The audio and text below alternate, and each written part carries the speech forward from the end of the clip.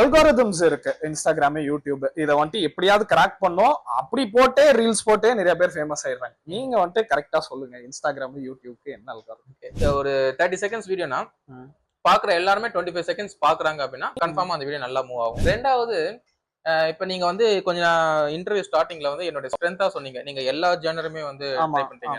ஆனா ஆக்சுவலா அதுதான் என்னோட வீக்னஸ். இப்ப வந்து ஒரு கிரியேட்டர் வந்து கரெக்டான ஒரே ஜேனர்ல எடுத்தாதான் சோ அந்த ஒரு வீடியோ வந்து ஒரு வீடியோ போறான்னா 10 பேரும் அதுக்காக அவனை ஃபாலோ பண்ணிருப்பாங்க, 10 பேரும் பாப்பாங்க. மல்டிபிள் ஜேனர் எடுத்ததுனால சில பேர் வந்து என்ன ஹாரருக்கு ஃபாலோ பண்ணாங்க, சில பேர் ஃபன்னுக்கு, சில பேர் இன்ஃபர்மேஷனுக்கு, அப்படி ஒரு 5 டிஃபரெண்ட் கைண்ட் ஆஃப் ஜேனர்ல இருக்கும்போது ஃபர்ஸ்ட் நான் ஒரு வீடியோ பார்த்த உடனே ஃபர்ஸ்ட் ஒரு 10 பேருக்கு போதுன்னு வச்சுக்கோங்களேன். அது இஃப் இட் இஸ் இன்ஃபர்மேஷன் வீடியோன்னு வச்சுக்கோங்க, அதுல அந்த 10 பேர்ல ஒரு 5 பேர் என்ன ஃபன் கண்டதுக்காக ஃபாலோ பண்ணா இவன் ஏதோ உளறிட்டு இருக்கான் சேவ் பண்றாங்க. அப்ப என்ன ஆகும்? ரெக்கமெண்டேஷன் கம்மி ஆகும். சோ இந்த மாதிரி தான் அல்காரிதம் ஒர்க் ஆகும். ரெண்டாவது நான் புரிஞ்சுக்கிட்ட விஷயம் என்னன்னா, இன்டோர் வீடியோஸை விட அவுட்டோர் வந்து அது இன்னும் கொஞ்சம் புரிஞ்சுக்கிட்டு இன்னும் கொஞ்சம் பெட்டரா தள்ளுதுன்ற மாதிரி நான் தெரிஞ்சுக்கிட்டேன். அல்காரிதமா பண்ணுதா இல்ல ஹியூமனோட சைக்காலஜியான்னு தெரியல. ஒரு இன்டோருக்குள்ள வீடியோ பார்க்கறத விட அவுட்டோர்ல பார்க்க நமக்கு நல்லா இருக்கும்.